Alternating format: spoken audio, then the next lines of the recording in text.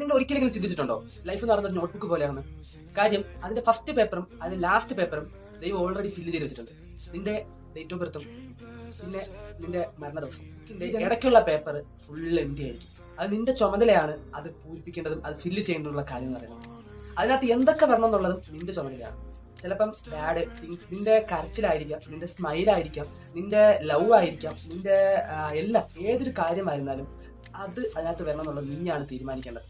So അപ്പം അതിനകത്ത് smile മാത്രം, അല്ലെങ്കിൽ നിന്റെ ഹാപ്പിനെസ് മാത്രം, നിന്റെ കരിയർ മാത്രം, നിന്റെ നല്ല കാര്യങ്ങൾ മാത്രമാണ് ആ ബുക്കിൽ വരണമെന്നുണ്ടെങ്കിൽ നീ അതിനു വേണ്ടി പരിശ്രമിക്കുക. മറ്റാരും ഡിപ്പെൻഡ് ചെയ്യാതെ, മറ്റാർക്ക് വേണ്ടി സമയം ചെലവഴിക്കാതെ നീ നിനക്ക് വേണ്ടി തന്നെ സമയം ചെലവഴിച്ച് നിന്റെ കാര്യങ്ങൾ നോക്കി മുന്നോട്ട് പോവുക.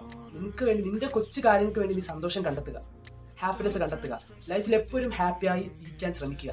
ഏതൊരു കാര്യം ഉണ്ടായാലും ആ കൊച്ചു കൊച്ചു കാര്യത്തിന് വരെ ഹാപ്പിനെസ് നീ കണ്ടെത്തി എൻജോയ് ആയി മുന്നോട്ട് പോയാൽ